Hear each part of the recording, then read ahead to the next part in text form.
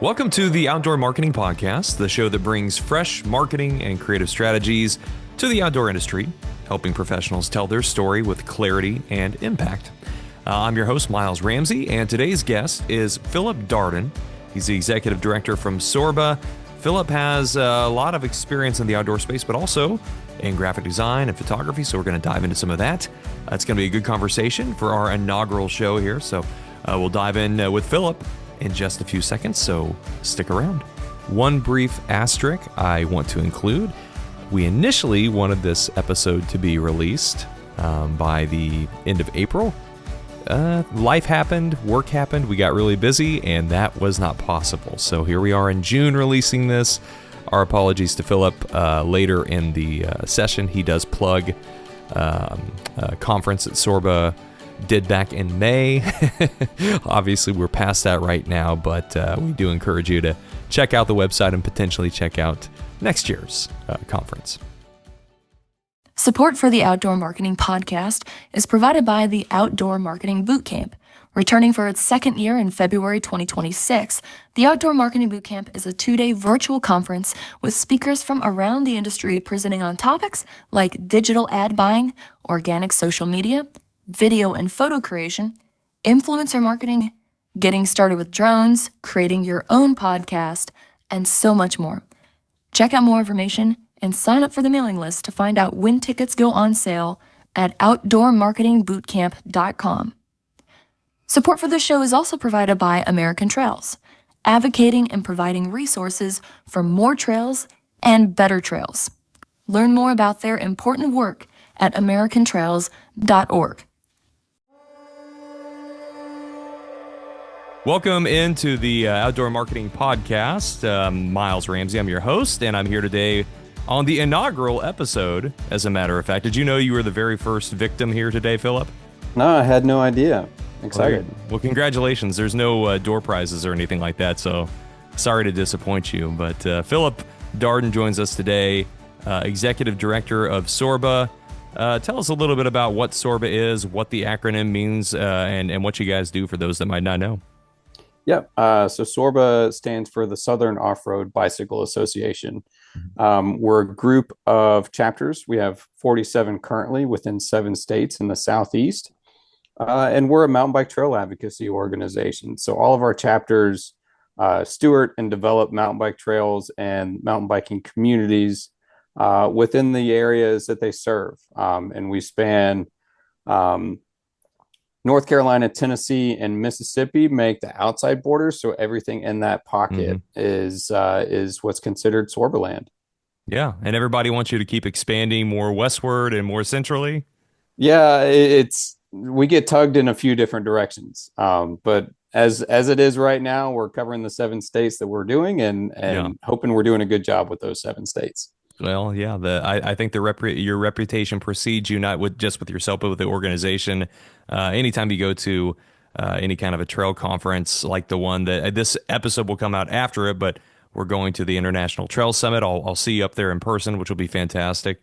But anytime you go to an event like that, SORBA is a name within this area that I dare say is a revered name. I think that you're setting an example for a lot of other similar organizations out there. So hopefully you're getting that feedback too. Yeah, thank you. We do get it periodically, and it's nice to hear. But SORBA's been around since 1989, so I of course haven't been a part of it since its inception, and there's been a lot of great people before me that were leaders of SORBA and made it a strong organization that we could base where we are today. Yeah, absolutely.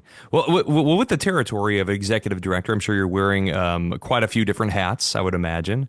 And I assume one of those is probably having to put on your creative and marketing hat from time to time.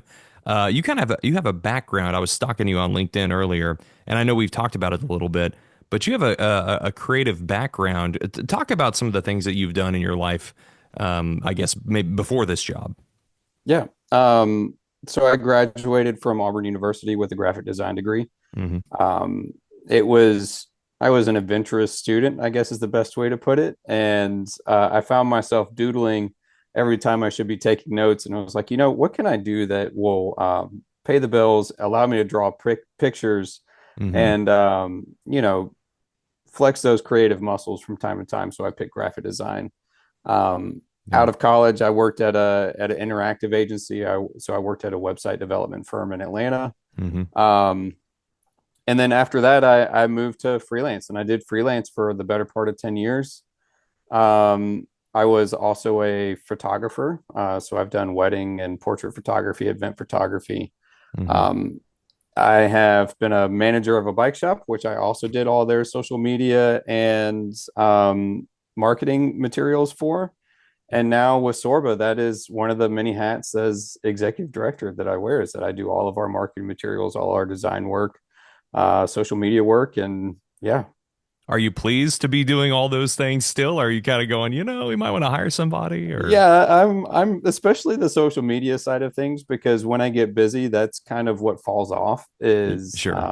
it just it's important, but I lose focus on it, and I'd love to hand that off eventually. The overall look and feel of the organization, I think I still would like to have at least maybe some art direction, maybe not necessarily the designer, but certainly some art direction as far as how we present ourselves. Yeah. But yeah, like I would hope in the next couple of years to be able to hand off some of that work. That's kind of where a lot of people find themselves. And I hope that you can too, because, obviously, executive directors need to executively direct more probably than they need to be working on social media and design. But, it is very relatable because it seems like, that's one of the things we talked about a lot when we, our company, which is 5280 Creative, uh, came up with the idea for the outdoor marketing boot camp, which of course is kind of like a spin-off. This podcast is a spin-off of that. That was something that we saw across the board. And I remember you and I talking about that the first time we connected, and I was like, "Hey, I got this idea. What do you think? Do you think that it makes sense? You think it would be well received?" And I remember that you were like, "Yeah, 100%. Like this is happening everywhere where we have a lot of people that have been thrust into marketing positions that just don't have that back. They didn't graduate from Auburn like you, a lot of them. So do you feel like that's, I guess, kind of an advantage for you coming into this space, is at least you have that skill set to bring into this industry? Yeah, I think so. I think one of the hard parts that isn't the easiest thing to teach is to have the visual eye of what something's supposed to look like. Right. I think that you can teach people some basics, but um, it's really interesting uh, when you're somebody like you or I that have done this for a while and probably have a little bit of a natural talent for it anyways. And then you hand it off to somebody and it's like, wow, okay, so I wasn't quite expecting what you produced here. Mm-hmm. And it's just interesting to see the differences between somebody who has a natural visual talent and who might not have a natural visual talent, and Yeah. um, the Do you think differences in those. do you think that can be, I guess, is it skill or art? Do you think it can be trained into somebody to have more of that visual aesthetic, that eye for things? I think it can be trained into somebody for sure. I think that would take some effort on their part to be able to learn, but Mm-hmm. I think that anybody can learn basically anything if they Sure. want to. Sure. Is that the biggest gap right now? Like what we talk a lot about, the in the outdoor space, it does seem like you don't get me wrong, there's a few companies and organizations that I think do the visual side of it very, very well. Their visual presentation, from their logo and their the visual architecture of their brand into what they're putting out there, photography and video wise. There are some that do a really nice job. Is your opinion that there are many others that that aren't? I would say that there are more that aren't than who are. And Hmm. I think like with your marketing boot camp that you did, a lot of the skills, like some of the photography skills that you talked about that were, really basic, like rule of thirds and just general composition work. Because I'll see one of the ways that I communicate with our chapters is going through their social media. Hmm. And more often than not, if they want to try to get a picture of a workday, it's this like really, really zoomed out image. And you can kind of see people, but they're very tiny, especially in an Instagram format on your Yeah. phone. Yeah. Um, and it's not the most engaging photograph, but it like in that class that y'all did, you talked a little bit about how to break up space in a composition and to make the Mhm. photograph where it's engaging. And I think that those are small skills and small things that people could pick up pretty easily that would make a huge impact in the messaging that they're trying to Mhm. portray for their organization. Well, it's not that hard to learn either. Like you said, like well, I shouldn't say that. I don't want to trivialize that. It's not that difficult to get into it, to get into the learning process. I mean, there's a million videos on YouTube that you could easily go look up and watch and probably pull some pretty valuable takeaways from. I think maybe I kind of wonder about that, like the terminology side of it. Is it as simple as that, or what are some resources out there, and or maybe people just don't have time. That might be another big one. Like you said, you're the executive director of your organization, but I'm sure on any given day you're probably 8 or 9 or 10 other different things, and that's it does kind of suck because like the whole point of any kind of creative, any kind of branding, any kind of visuals, anything we do in marketing is to communicate clearly, communicate a message. And I feel like that's where that drop off is right now, where there's not an effective communication of whether it's an organization or a business in the outdoor space of what they're trying to accomplish. Does that make sense? It makes sense. Yeah. And when I was in school, usually the simpler solution was the correct solution. And I Hmm. think that that's accurate even still. It's like, if you can, how can you convey a message the simplest way possible, Hmm. both in your visuals and in the messaging itself? Yeah. Who's doing a really good job as you look around the industry landscape? Is there any organization that you would point to and say, I think they're doing a really effective job of clearly communicating their message through their materials? Yeah, I think the Outdoor Alliance does a really good job of it, especially with the content of their messaging. Their advocacy in a sense of contacting your lawmakers, which can Hmm. be pretty dense, and it's a challenge to get the general person to actively engage in the lawmaking process. Hmm. And with the current political climate and focus on outdoor recreation and public spaces, I think that that's hugely important. And they do a great job with their images to both relate to the multiple user groups that they represent because it's Hmm. any human powered outdoor recreation. Hmm. So they do a good job of not focusing on one activity more than the other. Sure. Um, and then they throw in some silly stuff mixed in with some fun stuff, which like even the National Park Service, Right. their Twitter account is like at this point in time world known Yeah. about how good that social media presence is. And they get such engagement on that too. Like that's always my shining example for what can you do, because MPS previously felt maybe a little bit stiff, or buttoned up. And it's something as simple as just having some photos out there with puns or caption contests or just doing some goofy stuff can really bring so much life. But they get so much reach out of that too. Yeah. I see accounts, social media accounts that might have 1 million followers, and they only get 200 or 300 engagements per post, and you're going, huh, that's interesting. And then you look at something like NPS, and I don't know how many million they have, but it seems like everything they do is 20, 30,000 people. Just the numbers are following that trajectory of, maybe it's a storytelling thing. Maybe it's just their ability to tell something that's unique, perhaps. And that's, I don't know. I mean, do you have theories on that, Philip, as to why they're engaging better than maybe others in the industry? Um, I think that they're thinking about it. There's a Hmm. plan. Yeah. Um, Whereas, I think a lot of organizations that are, and SORBA would fall into this as well. It's like, it's almost like a shotgun method. So there really isn't a directive and a plan Hmm. where somebody like NPS, they maintain a theme. Like a Hmm. lot of it is like it's not satire because they're telling you factual information, but it's For like sure. it's in a tongue-in-cheek sort of manner. Hmm. And I think that it's just dynamite. Like their messaging come across really, really well. Well, you sat on a panel during the boot camp. You sat on a panel that was really geared around that of effective communication of ideas. Because if you think about marketing, people tend to think, okay, marketing is I buy ads. There's ad placement on television or on Google or whatever. But that's not the case. Really, everything that you're doing as an organization has something to do with your marketing.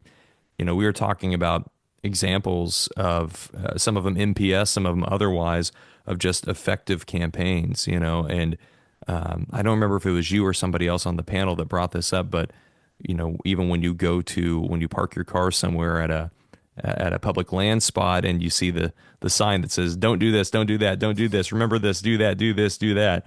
I feel like that's kind of pervasive within this space, not just in those situations, but on websites, on people's social media, where they're just trying to talk about too many things at once.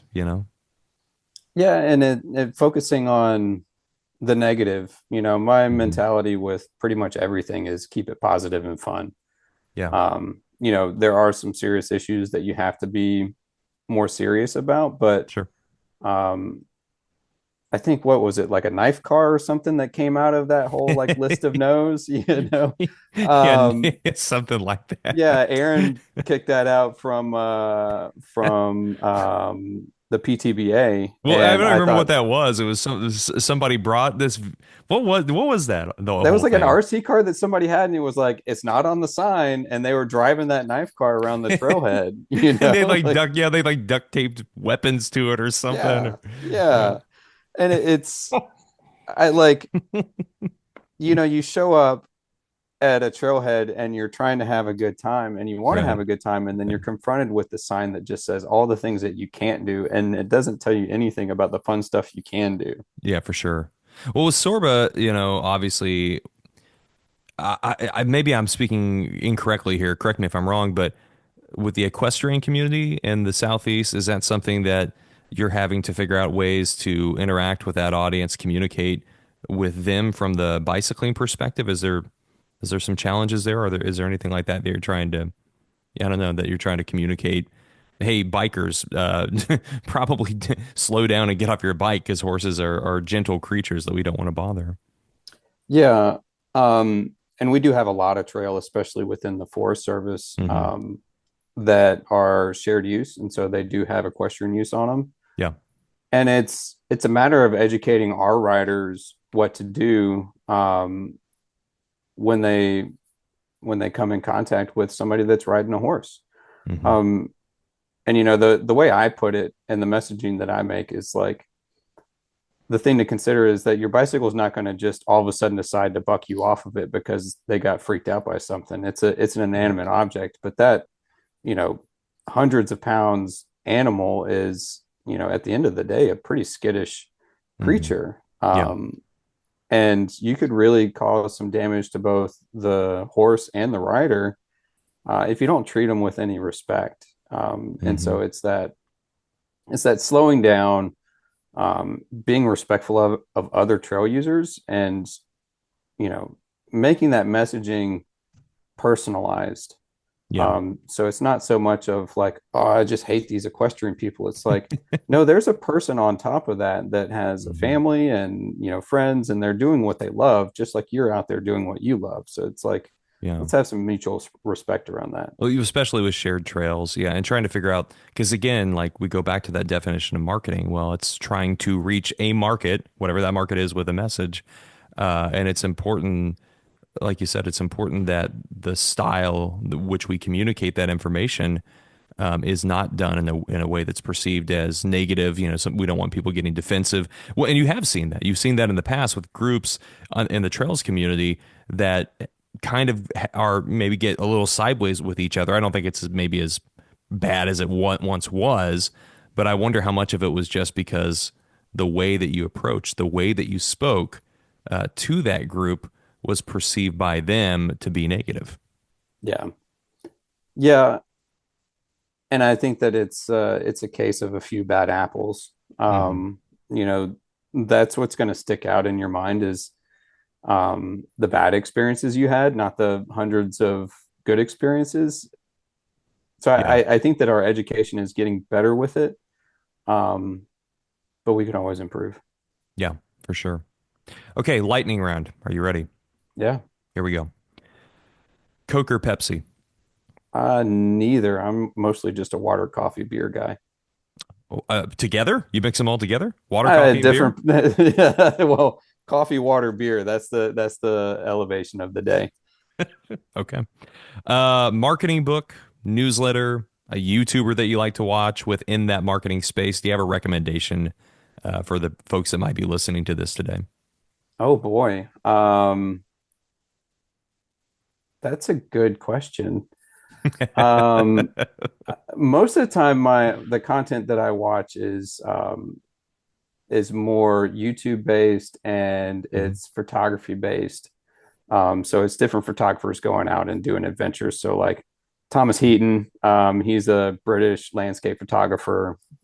Love his work. Okay.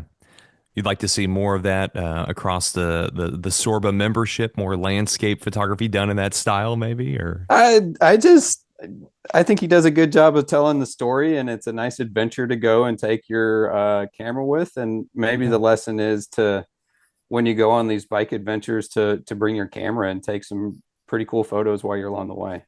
There's that phrase in photography that my wife's a photography professor, so I'm going to screw this up, but maybe you know it and I better than I do. But something about the f stop, it's like F8 and be there, I think is the phrase or something. Which Yeah, is that right? Do I have that right? that's I think you've got it may be a little bit different, but that's pretty close to it. Like F8 and be there for landscape photos. Like it's all Hmm. about what time you get there. Yeah, yeah, for sure. But yeah, the idea, like you said, you can't take the picture if you don't have the camera. Yeah, so just capturing the moment. That's kind of what she always talks about with her students is capturing the moment, no matter if it was a little bit blurry or whatever. It's better than not capturing the moment. So, Yeah. okay, does pineapple belong on pizza?